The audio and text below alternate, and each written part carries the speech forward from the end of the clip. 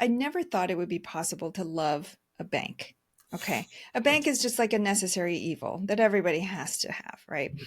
But when we started banking with First Republic years ago, I fell in love with this bank. Welcome, everyone, to another episode of the Seven Figure Journey podcast, where we interview all sorts of business owners in that early seven-figure space who are trying to do the thing that takes them beyond where they are now.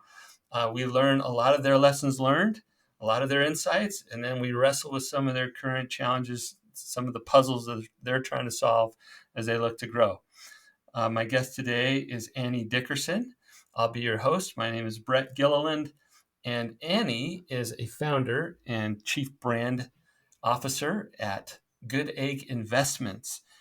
She and her partner started that several years ago, and they help people who want to get into real estate investing but don't want to learn all there is to learn about real estate investing and don't want to take it all on themselves. They want to be part of a pool of investors who can now get the advantages of being in the market in real estate. They can own real estate, but they don't have to own the entire property themselves. They don't have to learn and go find all those things themselves. They can just put their money to work with a knowledgeable firm like Good Egg Investments. So, Annie, welcome to the show. Thank you for being here today.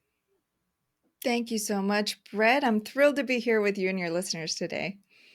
Could you tell us a little bit more about Good Egg? What got you and your partner Julie started? Why did you do this thing? Who are you serving? Just paint a picture in people's minds that will be good context for the rest of our conversation today. Yeah.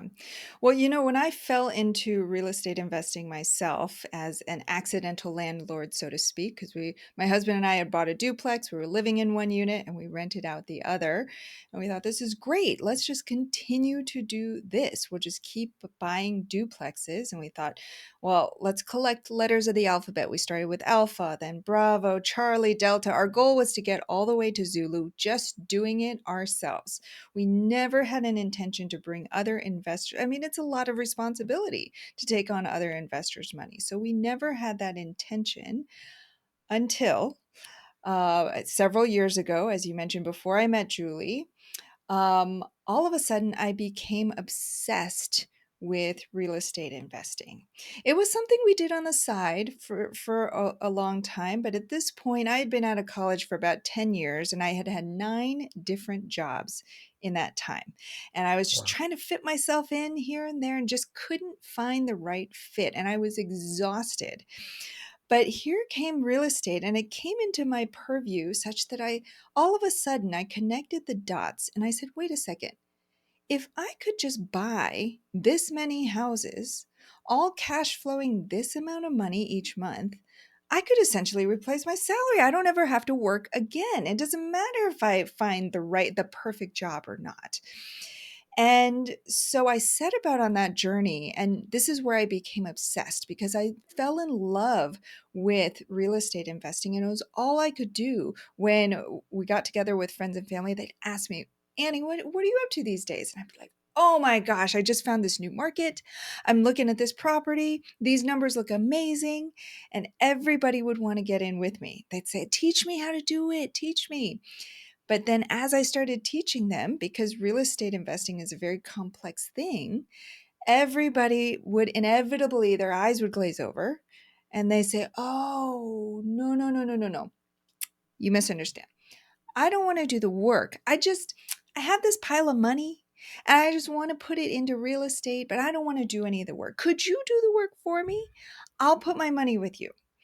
And at the time, I think this was 2017, I had no idea that you could invest in real estate together as a group, which is what we focus on now. I thought you had to do it individually. So I told these people, sorry, I can't help you. Good luck. Hope you figure it out. But then, as I had enough of these conversations, and this is where the entrepreneur in me started to come out, I said, wait a second. I know all these people with the same problem. And if I could just figure out the solution to their problem, I could help all of these people and more. And so that's when I discovered this concept of syndication, which are these group investments. And I realized that if I could do the work of putting together these group investments, then I could help a whole bunch of people, not just my friends and family, but people I don't even know, to build wealth through real estate. And so that's how the concept of Good Egg got started. And shortly thereafter, that's when Julie, my business partner, Julie, and I met. And we always had a passion for helping women and moms to get into real estate. So that's kind of how Good Eggs started. We've grown a lot over the years. Really cool story. Thank you for sharing it with us. I love how it started as a little thing that you enjoyed learning about and doing, and then it became something like, wait a minute, I can actually make a living for myself or replace my job that way, and then it turned into helping others. Really cool. Thank you for that. Let's dive into the meat now of our conversation, where you've been doing this for some time now. You've grown a team around you. You're building a business, and we'd love to get any lessons as you think about key things that you had to learn to be able to scale to the point that you are today, that might be helpful to other business owners. I'd love to just get your top, I don't know, your top one or two, maybe three lessons, depending on the time that we have. And yeah, let's just start there. What comes to mind for you as something that might be helpful to another business owner who's trying to figure out some of these lessons that you come across as you're growing a business? Yeah. And as you're asking that, Brett, I'm thinking back to me, myself, Annie, back 7 years ago when I first got into this. And I'm thinking, okay, what could I have told her that would have eased the journey from there to here? And I think two main lessons that come to mind, one around failure and the other around scale. And Uh-huh. the first one around failure is, I would say, fail fast and keep going. Failure is only feedback. We were lucky to get into the real estate business at a great time in the real estate cycle when deals were, easy to come by. And so with each opportunity, we tried something new. And, at the beginning, I was a little timid about, what if this doesn't work? Maybe we shouldn't try this. Maybe we should do it the way that we used to. But now I know this, the faster you can find a path to trying something and figuring out if it's going to work or not, the faster you're going to get to success. And so to not be afraid of that failure, that's something that I've learned along the way. And then the other is around scaling. Everybody loves to scale. Everybody loves to add and build and grow the team. And we certainly did a lot of that. And we saw success really quickly. Again, we were fortunate that we got in at a great time. And then we kind of hit the slipstream and just went up with the market.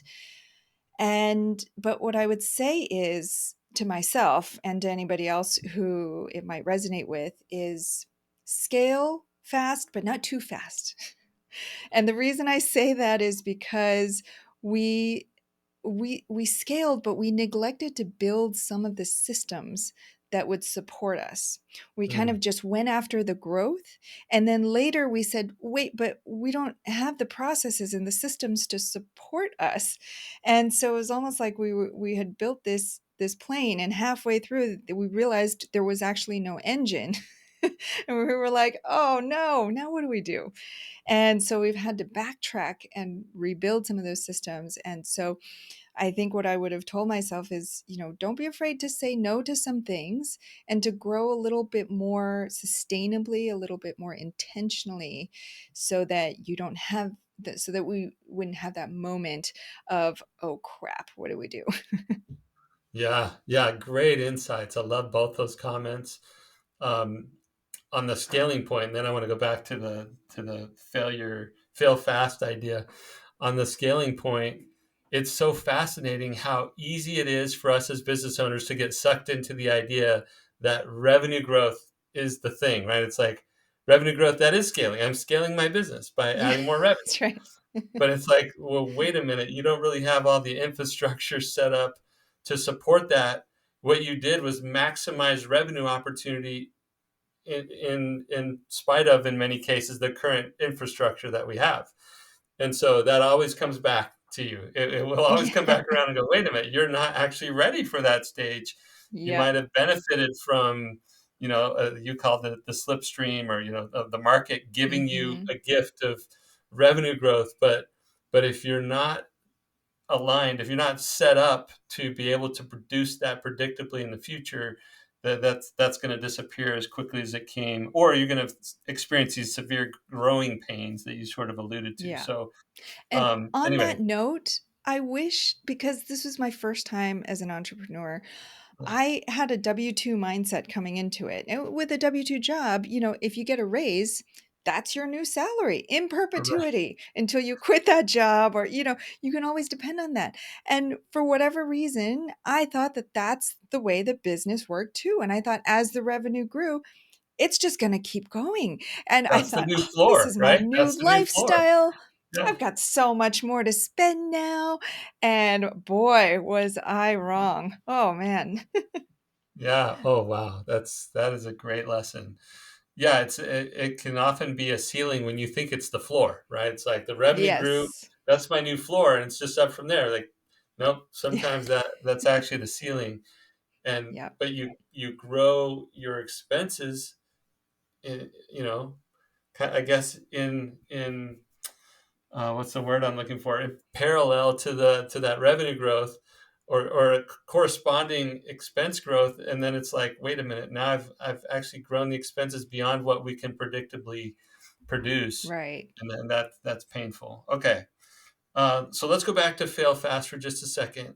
One of my favorite business minds of all time is Jim Collins.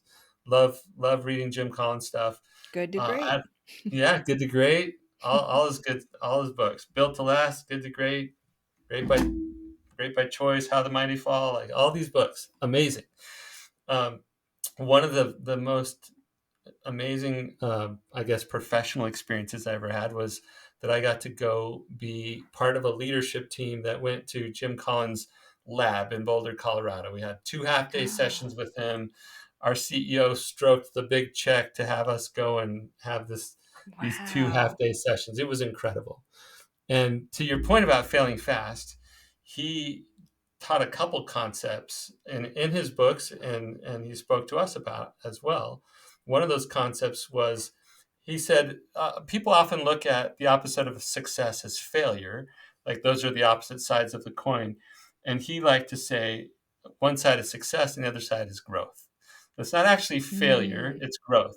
And so if we can get to fast failure, that mindset is really fast growth. It's like, it's fast learning. How do we iterate in such a manner that the growth is happening so we get to some more success?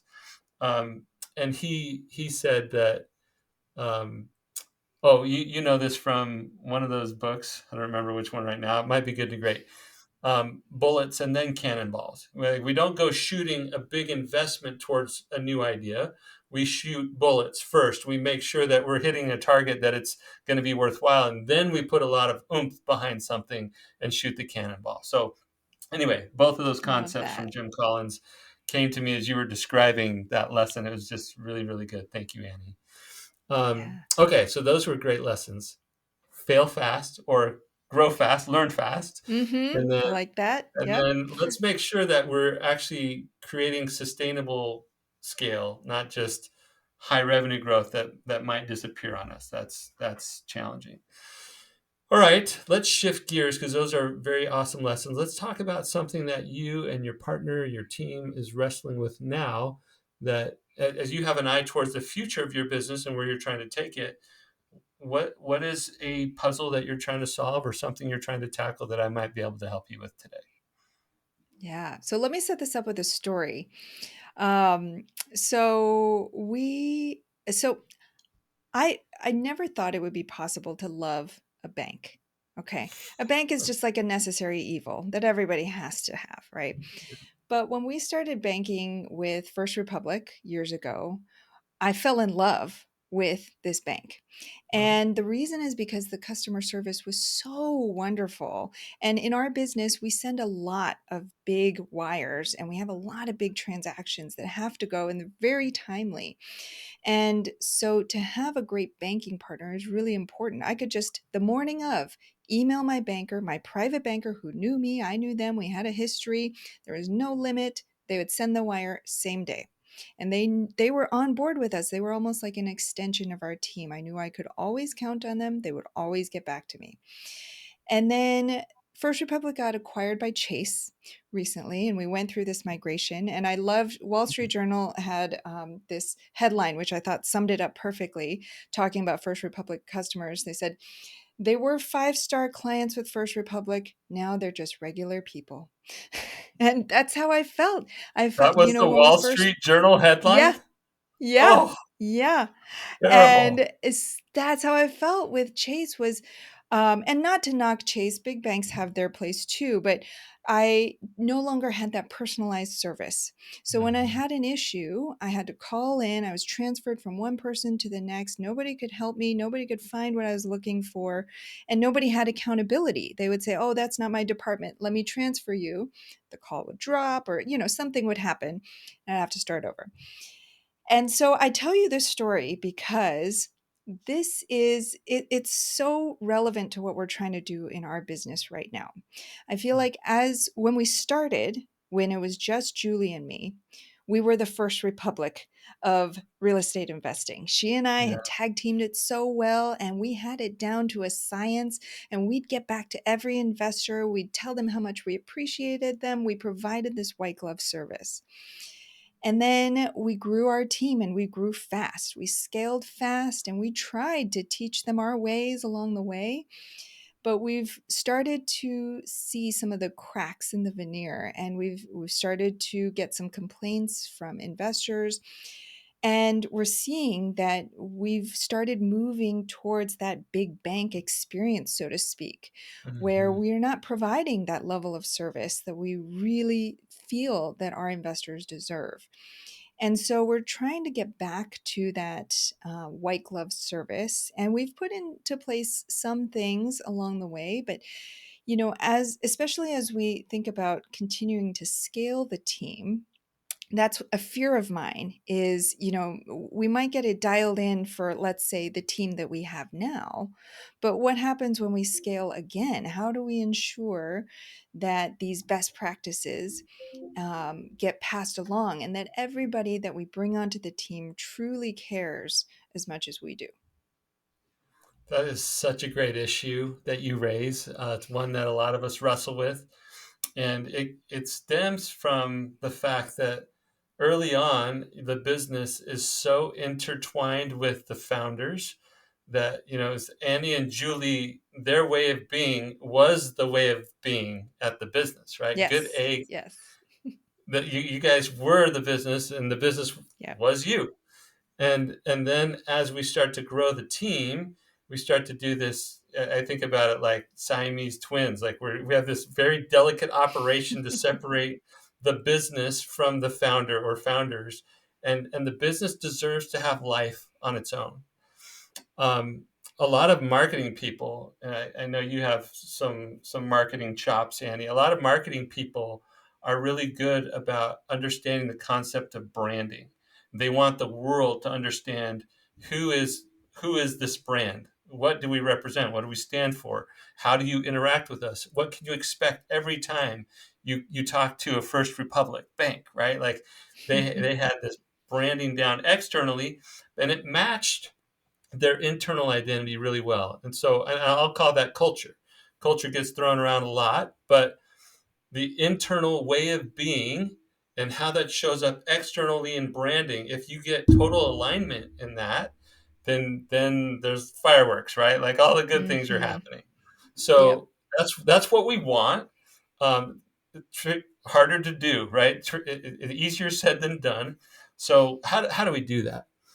Before we get into some ideas that I hope would help you and others listening, why don't we talk about what it means to the business to get this right? Or maybe more importantly, what it means to the business when we get it wrong. And you already said a couple of things. You said we've had a couple investors start to complain. So that's the beginning of it. But just paint that out for us a little bit more. What if we don't get this right? What if we can't install this white glove service at Good Egg Investments? What does that mean to the business? What's the impact? Well, what we want is for people to invest with us not just one time, but many times, and to bring with them their family and their friends, their neighbors, anybody whom they know, because they love us so much and this experience has changed their lives. But when we don't get it right, what we end up doing is spinning our wheels, trying to always find people at the top of the funnel. They Mm, find out about us. They love the marketing. They love the branding. They love the message. They think, let me give this a try. Let me invest 10K, 20K, 50K, and let me just try this. And they try it. And if we don't get it right and it falls flat on the other side, you better bet they're never going to invest a dime with us again. And they're not going to tell any of their friends and family about us. That this will be like in their chapter of things I once tried but didn't work. mm. And so that's what we don't want to happen. Then we spend so much time and effort, and it's so expensive to continue to chase people at the top of the funnel, never mind, all the steps it takes to convert them to actual investors.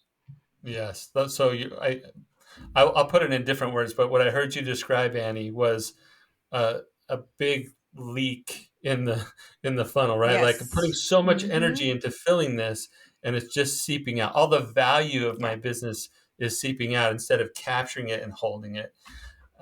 Okay, so that's, and we didn't put a dollar amount to it, but anybody with imagination can see this is a high dollar value activity that we're going to talk about here. Right. Yeah, we're All right. not selling tchotchkes on Amazon as much as I fantasize about that sometimes. These are investors that are investing 50K, 100K, sometimes $1 million, and so it's high value, high dollar amounts. Yeah, and even if it were lower dollar amount, what I meant by high value is the value to your business, the impact Yes. to your business is high Yes, right. value. Whether, the Mhm. price point of the product or service being sold, you happen to have a very high ticket item, right? But regardless of the size of the ticket, anybody listening, if you've done all the work to get customers in, but they aren't having the experience, they're not receiving the value, they're not having the outcome that you know they could have if you built your team the right way. Anyway, you're losing a lot of value if you don't get that right. Okay, Yeah, we've good established the point. importance of it. It's hugely important. Let's talk about ways to get this right. So I talked about I use the term shared identity, and I want to use that somewhat synonymously with culture. We've got to create such a strong sense of shared identity internally that there's no way that somebody on the outside would have any other experience than the one that we always create. Like your friends at First Republic, they always created this same predictable thing. And it's like, and it's not like a franchise thing. We're not talking about that level of predictability around processes, although I think some franchises get culture right too, like Chick-fil-A. I think we use that example a lot. There's words, there's an experience, it's different, and people are extremely loyal to that brand because of the way that they've built this shared identity with their people. Even though they have franchise different owner operators, they've figured out how to maintain this brand consistency. So we've got to do that in our own business, even if we're not going to create, multiple locations or franchise what we do.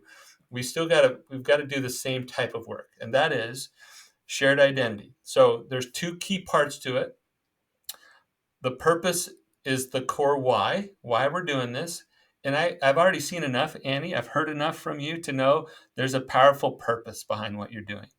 You even put some moms and women, and like you had this. We want to make this accessible to a lot of people who don't typically get involved in real estate investment. Yeah, So there's a exactly. strong purpose there. You might be able to put more powerful words to it than you have to this point. I'm not making any judgment because I haven't evaluated that, but I'm just saying you need a powerful purpose as part of your shared identity, and you have Yeah. one. I can tell. The other thing you need to do is get really clear on your set of values. So I don't know how much values work you've done, but if I had any of your team members, from the newest to the longest term team member, and I asked them, what are the values at Good Egg Investments? Would they be able to tell me off the top of their head what those values are? They would say, "Hold on, let me pull up that last team meeting slide," because we try to Okay. go over it in every team meeting, but I know that it hasn't sunk in it. It's synced in for Yeah. everybody. It's not completely core for them, but Yes, you yes. are taking those steps, it sounds like, which is fantastic. A quick, I guess, recommendation on how to improve that is on the front end of their hiring. This is onboarding for new people, but you can do something similar for existing team members. We would have, and when I say we built a company from seven figures to 100 million. We won top 25 best small workplaces in America types of recognition. Like, we did this thing once that I'm telling you about. So what we did is we did a very intentional onboarding practice. When they came in, it wasn't, hey, we needed you yesterday, get in the seat and start performing. It was That's like, not the best way to do it? well, that's the way we all do it, but that's not the best way. So we would bring them in and say, despite the fact that we needed you, 2 months ago, and you're finally here and we're excited, we're not going to put you in your role yet. We're going to actually go through a very intentional onboarding process. And as part of the onboarding process, we would involve founders, we would involve senior leaders of the team, and they would go through the purpose, they would go through the values, they would go through the current mission that we're up to right now. That, once we complete that mission, we'll have a next mission. But we would go through some of these core elements of our business, in great depth. Like, it wasn't just a flyby. And then, as part of their onboarding process, we would require them to memorize those values. It wasn't just something we're going to share with you in team meetings, which we did after onboarding. We had to reinforce, but the onboarding from the get go was, this is our shared identity. We Mm. mixed up a very distinguishable flavor batch of Kool-Aid, right? It's like, this is our Kool-Aid. We're going to have you Yep. drink the strength of it. And if you love it, you're going to love it here. If you're like, that Mhm. tastes a little weird, I don't know that I like Yeah. your Kool-Aid, then we want to know that soon. And we want them to hit Right. the eject button on their own. Like, we want them Yep. to opt out. Um, anyway, so we would have them memorize the values as part of their onboarding, and then we would offer them $5,000 to leave. We would say, at the we did a 2 week onboarding process. It was very in depth. Now, maybe the right size for your company is not 2 weeks. Maybe it's a full week. Maybe it's 3 days. But it's not half a day of filling out HR forms and saying, "There's your chair, get running." It has to be way more thoughtful about this white glove experience that you're talking about. What does it look like? What does it actually feel like? Is there a way for them to experience that as part of your onboarding? Could you, I don't know, it would maybe be expensive, but I think it'd be worth it. Could you create an experience where, the onboarding for the first few days is at a Ritz Carlton, and they experience what it's like to receive white glove experience at a Ritz Carlton, or maybe, Funny enough, yeah, yeah, go just as ahead. a side note, in one of my previous jobs as an instructional designer, I created trainings for companies, and Ritz Carlton was one of our clients. So I actually got to go to a Ritz Carlton onboarding, and it was pretty amazing. Yeah, But it is actually, amazing. that reminds me that they had all their ladies and gentlemen, as they They're called their ladies and team gentlemen. members, Yep. to memorize their creed, and they Of course always they did. carried that little card with them everywhere that they They go. memorized it because once you internalize it, then it comes out more readily in your language. So it's Yes. reinforced in our Mhm. language, and visually, and tactily. We have the card that has it on it. We talk about it in our team meetings. So you're constantly going to have this out. Like I said, we culture, and I can attribute this to Jim Collins as well. The root word of culture is cult. And we're a little fanatical around here about certain things. It doesn't make us weird or scary, right? Sometimes there's weird connotations with the word cult. So I'm not promoting bad cults. What I am saying is, powerful cults have powerful cultures, And if you want to create a powerful culture, you have to be cult-like in your approach, your fanaticism to the purpose and the values. Okay. And if you have clear purpose and values, and everybody who belongs on this bus is fanatical about those same things and living that way, then we don't have to be somebody different to our team member. We don't have to be somebody different to one of our guests or our clients or our patients. We don't have to be different to our investors. We get to be us, beautiful us to everyone, because we share in this core purpose and these values. So when we get it right, we hit it really hard in the onboarding. We actually hit it hard in the job posting. Like from the get-go, we say, this is us. And if you're not like this, you're not going to like it here. So this isn't just a job to us. This is a way of life. It's a cause. It's an excitement. It's a passion. So get really clear about who you are. Put that into everything you have in your hiring process. Build it out like crazy detail, in depth in your onboarding. And how wonderful is it that you're an instructional designer, right? Like this is going to come very natural to you, but for everybody else, how can we get creative? Can we create experiences where our team members experience what we want our clients to experience, or our investors or our guests or our patients? Can we I used to create what we call them riding the trains experiences, where much like trying to improve a subway, a metro commuting system. If your leaders, if your team members never ride those trains, how are you going to get that experience to be any better, right? So we need Mm. our team members to Hmm. experience the journey, is what riding the Yeah. trains refers to. So in the onboarding process, can they sit in on a prospect or sales call and listen to what that's like? In the onboarding experience, can they sit into a welcome or getting started or implementation call? In the onboarding process, can they listen in on a support or customer service experience and hear what that's like? In the onboarding experience, can they listen into an investor call, or see the reports that go out to investors, or I don't know, see what it's like for the actual the renter or the tenants to go into these spaces that are owned by your investment group? Is there experience around that? I don't know, but you know how to create a very well-rounded, comprehensive experience that gets them to go really deep on those shared identity components of purpose and values, and that helps them to see holistically every step of the journey for your client, so that when they give white glove service over here, they know exactly how it ties to another experience in the journey over there, and that their experience here isn't hurting the future part of the experience.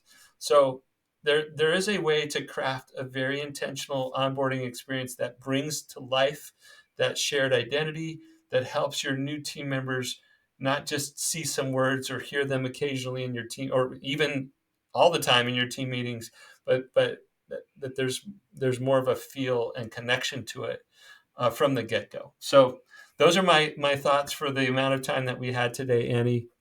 You could tell I'm a little bit passionate about it, because I built these processes and systems somewhere else where we had a lot of success in maintaining that excitement and that consistent experience. So thank you for raising that. That was a wonderful thing to bring to our show. I know it'll be hugely valuable to a lot of people who have similar desires and who have similar, I guess, value on the line. Like your whole business depends on you being able to get this right. So Hmm. very good, Annie. I hope that was helpful for you today.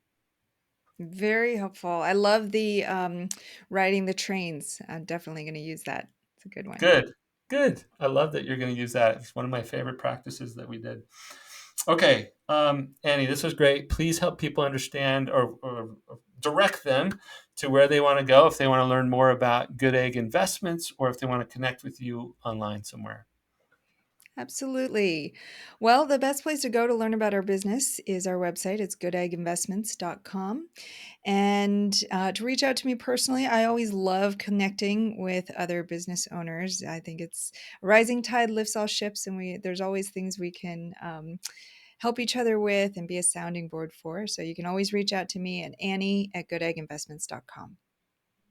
Very good. Thank you, Annie. For everybody listening, please like, share, comment, review, do all those things to help these episodes get in front of as many seven-figure business owners as possible. Everybody who is in that space is going through similar scaling challenges. As the team starts to grow, how do we maintain that unique identity, that great experience for our clients, our customers, our members?